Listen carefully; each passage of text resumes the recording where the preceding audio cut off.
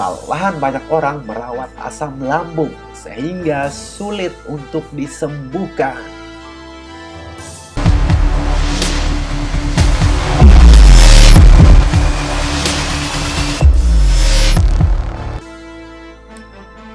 Jadi, apa yang membuat asam lambung kita itu naik begitu? Asam lambung kita naik karena kita memakan atau meminum makanan yang tinggi lemak. Makanan yang tinggi lemak itu seperti santan, gorengan, atau makanan-makanan berminyak lainnya. Bahkan dengan memakan pedas dan yang asin-asin itu juga membuat asam lambung kita naik. Ada juga karena sering memakan zat bioaktif. Zat bioaktif ini seperti kafein, salisilet, namanya manis buatan. Nah, itu kalau terus-terusan dimakan ya sudah naik asam lambung. Karena makanan ini yang membuat asam lambung naik, makanya dokter menyarankan kita untuk menghindari makanan tersebut. Menghindari makanan-makanan ini. Cuman, kalau hanya menghindari makanan-makanan ini saja, menurut penelitian yang dilakukan di kedokteran barat, ini saja tidak cukup. Karena mereka telah menganjurkan untuk menghindari makanan ini, tetapi hasil nyata dari menghindari makanan ini belum optimal begitu, sehingga para dokter dan pasien ini menjadi frustrasi begitu, sehingga banyak pasien mencoba berbagai macam hal, termasuk saya, karena saya juga pernah mengalami asam lambung dan alhamdulillah sampai saat ini nggak kambuh-kambuh lagi gitu. Ini hanya jadi standar perawatan saja, tidak cukup. Menurut Profesor Dr. Peter Gibson MD, spesialis gastroenterologi sistem pencernaan, atau dia dokter spesialis sistem pencernaan, bahkan sampai menjadi profesor, mengatakan hal tersebut. Mengapa? Akan saya jelaskan selanjutnya. Jadi apa yang harus kita lakukan? Kita harus mengetahui dulu setidaknya bagaimana proses pencernaan kita itu dimulai begitu. Jadi proses pencernaan di lambung itu ada dua. Yang pertama dengan cara mekanik. Jadi lapisan otot di lambung kita berfungsi untuk menghancurkan makanan yang telah kita makan dengan otot lambung. Yang kedua dengan menggunakan proses kimiawi. Nah, proses kimiawi ini menggunakan asam lambung, enzim pencernaan, dan hormon pencernaan lainnya. Nah, di sini kan Anda bisa lihat asam lambung ini berfungsi buat ngancurin makanan yang kita makan. Tidak hanya itu, asam lambung ini juga menghilangkan mikroorganisme. Dia yang menghalau mikroorganisme sehingga tidak masuk atau tidak diserap oleh tubuh kita. Jadi bagaimana kalau asam lambung saja yang dihilangkan? Otomatis dia kan kayak sebagai sapam nih si asam lambung untuk menjaga kita dari mikroorganisme. Kalau dia terus-terusan dengan cara kita meminum obat terus-terusan, asam lambungnya otomatis bakalan menurun dong. Kalau asam lambung ini menurun, siapa yang menjadi sapam mikroorganisme ini? Bisa-bisa mikroorganisme ini menyerang tubuh kita, menjadilah penyakit-penyakit lainnya. Kemudian setelah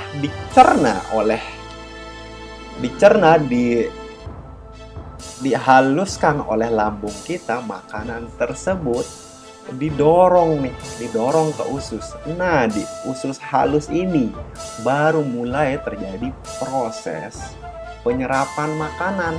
Nah, bagaimana kalau asam lambungnya dihilangkan? Membuat usus halusnya ini yang tadinya harus menerima makanan yang halus, dia menjadi bekerja keras buat menyerap makanan-makanan ini gitu. Dan karena dia tidak terserap, dia langsung didorong lagi ke usus besar. Nah, di usus halus ini, untuk Anda tahu, di sini juga ada bakteri. Bakteri ini yang bertugas juga untuk memecah makanan ini. Cuman kalau terlalu banyak untuk dipecah dan diserap di tubuh gitu, dia akan kewalahan juga. Ya, bisa dia dipecah dan itu dimakan, tapi membuat makanan itu menjadi makanan cepat saji untuk si mikroorganisme di usus kita ini. Jadi dia bertumbuh lebih banyak lagi bakteri di sana gitu, oleh makanan yang tidak terserap itu. Setelah didorong, nah di usus besar ini juga ada miliaran bakteri.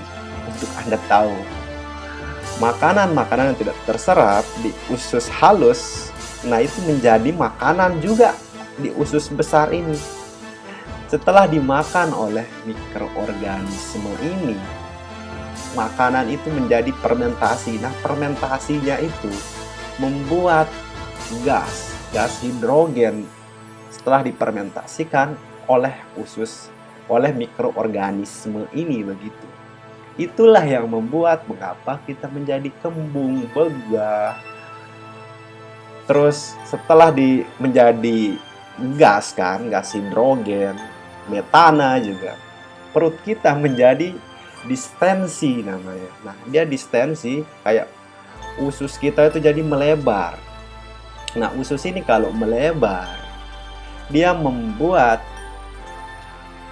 organ-organ lainnya ini kan jadi saling sendet-sendetan begitu ya, karena dia membesar. Yang awalnya pas, nggak besar, yang jadi kayak mengganggu organ yang lainnya.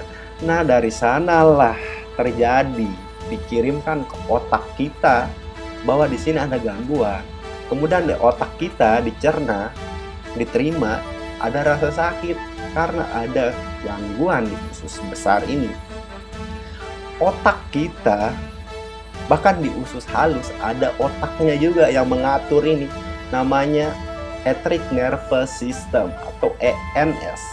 Dia yang bertanggung jawab untuk melakukan proses pencernaan ini, dan dia juga terhubung langsung ke otak kita begitu. Nah, di antara usus halus dan usus besar ini juga ada namanya jejunum, ileum, duodenum. Itu juga yang membantu memproses semua makanan yang masuk ke usus kita. Cuma saya nggak akan menjelaskan apa itu jejunum, duodenum, ileum. Nanti ini akan menjadi kelas kedokteran. Nanti Anda pusing, nggak usah dah. Jadi ya begitu ya. Yang jelas proses di sini sangat kompleks sekali. Jadi kalau ada gangguan sedikit, termasuk menghilangkan si asam lambung, ini akan bekerja keras nih yang dua ini. Kalaupun dia nggak bekerja keras, itu akan menjadi makanan untuk usus kita. Makanan untuk mikroorganisme maksud saya, sorry. Dan untuk Anda tahu lagi, kan yang tadi saya katakan itu makanannya, makanan biasa. Itu kalau asam lambungnya diturunkan, itu membuat banyak makanan lagi yang di usus itu tidak tercerna dengan baik, terserap dengan baik. Itu makanan biasa. Sedangkan ada lagi makanan-makanan yang menurut Anda bukan pantangan, padahal itu juga pantangan.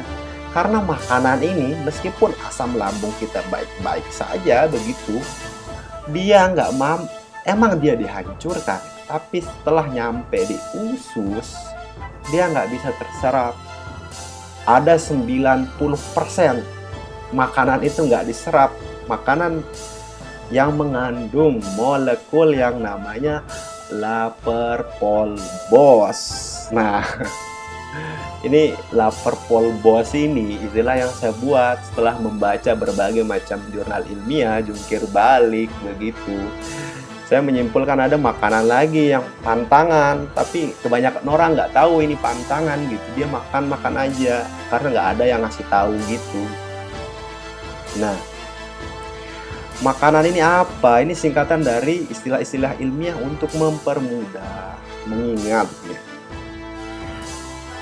Nah, setelah Anda tahu logika asam lambung itu seperti apa, asam lambung itu enggak jelek, teman-teman.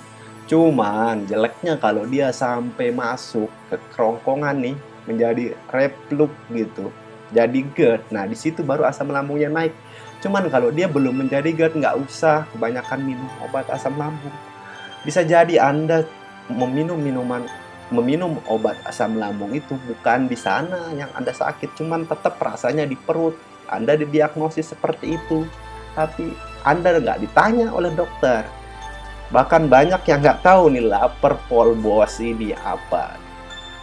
Jadi nggak sepenuhnya untuk dihilangkan itu si asam lambung kalau Anda sudah meminum tapi belum ada perubahan. Anda perlu mengetahui dan mencoba menerapkan, menghindari si lapar polbos ini. Jangan hanya minum obat saja seperti yang saya bilang ya. Jadikan obat hanya sebagai pertolongan pertama jika rasanya di dada itu kayak sakit banget. Nah, itu di situ baru Anda minum nih, di hati dia terasa. Nah, di situ baru Anda boleh minum. Atau Anda minum kalau lagi berpergian, Anda boleh membawanya. Cuman yang paling penting, apa yang Anda makan itu kan menyebabkan asam lambung. Jadi percuma kalau Anda hanya meminum asam lambung saja. By the way, di ENS tadi yang saya bilang, usus kita terhubung langsung nih ke otak. Di sana juga berpengaruh terhadap stres. Itu yang membuat kenapa kalau kita stres, membuat asam lambung atau perut kita sakit gitu. Nanti saya akan jelaskan faktor psikologi selain dari makanan lapar polbos ini. Itu akan dijelaskan di video selanjutnya, atau video lainnya. Arti lapar polbos itu apa? Arti lapar polbos itu sebenarnya yang pas itu laprupolgos. Cuman saya plesetkan menjadi lapar polbos. Dia singkatan dari laktosa, fruktosa, fruktan, poliol, dan gos. Nah, itu singkatan lapar polbos. Laktosa.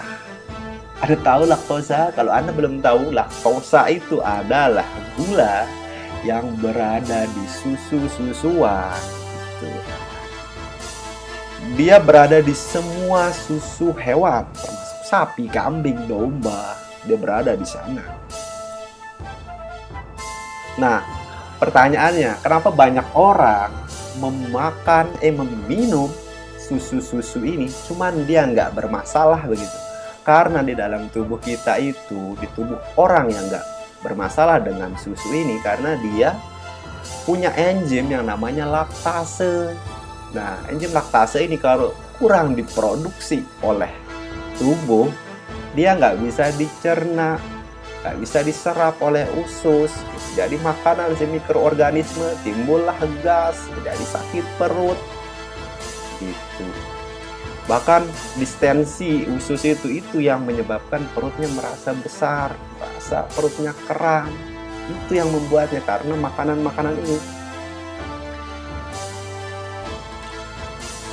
Kalau Anda hanya menghindari laktosa saja, itu kurang optimal hasilnya. Kalau Anda nggak menghilangkan atau menghindari, sebenarnya nggak semuanya harus Anda hindari. Ada beberapa makanan yang saya bilang lapar polbos ini, Anda hanya perlu mengurangi saja.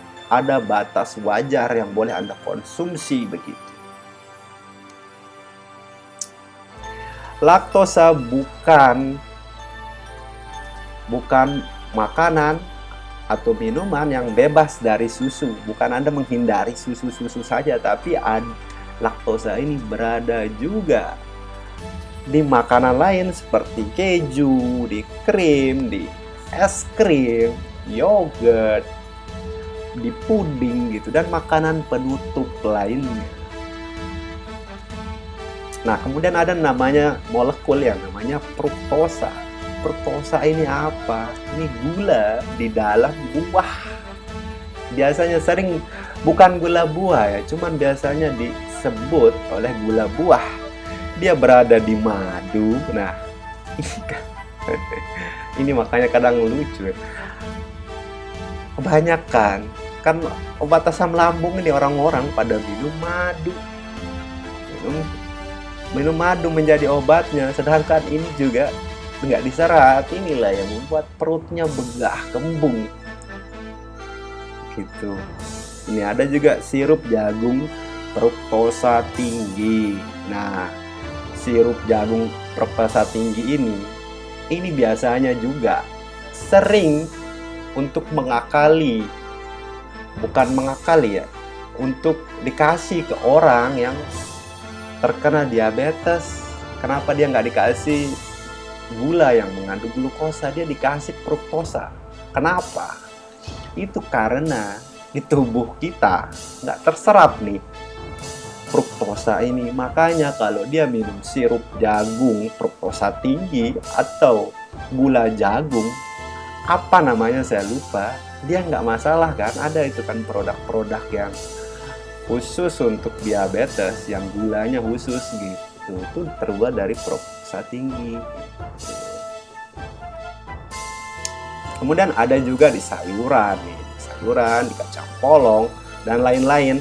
Ada masih banyak lagi sebenarnya, nanti saya kasih listnya ya. Di biji-bijian, di gandum. Nah, ini di gandum kan, saya melihat ya beberapa YouTuber memberi saran untuk memakan gandum. Dia dikasih tahu untuk kita untuk memakan roti gandum ini, sedangkan ya fruktosa nggak bisa diserap oleh usus gitu ya. Nah, cuman untuk mengakalinya supaya bisa fruktosa ini diserap, dia harus digabungkan dengan zat molekul lain, gula lain, yaitu glukosa. Kalau dia seimbang fruktosa dan glukosa, itu yang membuat di ususnya itu bisa lewat, dia terserap gitu. Itu penjelasan ilmiahnya dari dokter yang saya sebutkan tadi. Kemudian ada fruktan. Fruktan, nggak ada yang bisa menyerap fruktan. Benar-benar nggak ada yang bisa. Cuman ini sering kita makan. Dia hanya menjadi makanan untuk mikroorganisme saja. 90% makanan yang mengandung fruktan nggak diserap oleh tubuh. Jadi kalau Anda sedang sakit perut yang tak kunjung sembuh, perutnya berasa kram, sakit gitu, Anda benar-benar harus menghindari yang namanya fruktan sama sekali. Nah, fruktan di makanan itu, di makanan apa gitu? Fruktan itu di roti, di sereal, di pasta. Pasta, Anda tahu kan pasta, bukan pasta gigi ya, pasta mie. Itulah mengapa kalau Anda memakan mie dan kebanyakan menjadi pantangan nih mie. Ya karena ini jawabannya, usus kita nggak bisa menyerap fruktan, termasuk mie, karena fruktan di dalam mie. Mie tidak, ya benar. Kemudian untuk sayuran nih, nah ini kan kebanyakan kita memakan ini gitu. Anda harus menghindari ini. Sayuran itu apa? Bawang, semua bawang merah, bawang putih. Bahkan sampai daunnya saja nggak boleh, fruktannya tinggi sekali, nggak bisa ini. Ada si fruktan yang nanti rendah gitu, itu bisa Anda makan. Ada cara untuk mengakalinya sebenarnya untuk bisa tetap memakan bawang ini. Cuman bukan bawangnya yang Anda makan, ada nanti saya jelaskan. Nah, ada lagi yang namanya poliol ya. Poliol ini biasanya disebut gula alkohol, yang akhirannya biasanya ol-ol seperti sorbitol, mannitol, maltitol, xilitol, polidextrosa, dan isomalt nih. Ini gula alkohol. Sama. Hanya kenapa Anda sering mendengar kan? Mungkin Anda sering mendengar bahwa permen mint nggak bisa untuk penderita asam lambung, menjadi pantangan permen mint. Dan permen-permen yang mengandung pemanis buatan lainnya itu nggak bisa menjadi pantangan. Nah, di sini nih, bukankah Anda sering banyak sekali asam lambung? Banyak yang menganjurkan nih, Anda memakan apel. Ini nggak bisa Anda makan. Bisa, cuman ini nanti ada takaran khususnya. Nggak bisa Anda makan banyak gitu di apel ini. Apricot, blackberry, persik, pear plum tuh, semangka juga, itu poliolnya tinggi. Ada takaran khusus kalau mau makan. Nah, sayur itu kembang kol dan jamur dan lain-lainnya. Nah, yang terakhir ini adalah galacto-oligosakarida. Nah, ini juga nggak bisa diserap karena dia terbentuk dari gula galaktosa, satu kanan, fruktosa dan glukosa. Jadi triple nih, makanya nggak bisa ya. Dia itu apa? Tumbuhan polos seperti kacang-kacangan, kedelai, gitu, lentil, kacang hijau. Nah, ini ya, saya melihat juga beberapa kalau yang lemas-lemas gitu ya, disarankan untuk memakan kacang hijau dicampur dengan gula merah. Itu nggak bisa diserap. Kalau dia nggak bisa diserap ya di usus kita, otomatis kan kita kekurangan nutrisi nih, kekurangan zat gizi. Nah, itulah yang membuat kita kelayangan, membuat pusing, membuat lemas karena nutrisinya nggak terserap. Sedangkan yang Anda kebanyakan makan, banyak kan yang termasuk begini gitu. Itulah mengapa kelayangan nggak kunjung sembuh juga. Nah, itulah mengapa Anda sangat penting untuk tahu apa saja nih makanan-makanan yang mengandung laperpolbos sehingga Anda bisa menghindarinya. Oleh karena itu, saya membuatkan Anda list nih apa saja nih makanan yang termasuk di golongan makanan yang mengandung laperpolbos ini. Berapa takaran yang bisa Anda makan. Terus di sini juga karena ada bawang juga, gimana cara mengakalinya, saya buatkan ada PDF khusus gitu untuk membahas ini mendetail. Jadi Anda bisa baca sendiri. Jadi nanti kalau Anda membeli makanan, Anda bisa lihatnya apa saja yang boleh gitu, yang enggak. Itu saya sediakan. Nanti saya akan sertakan linknya di mana gitu. Oke. Mungkin itu saja yang bisa saya sampaikan kepada Anda. Semoga bermanfaat dan Anda bisa sembuh seperti sedia kala. Oke, sampai ketemu di video berikut. Bakteri di usus ada miliaran. Tubuh kita ini ngeri juga ternyata.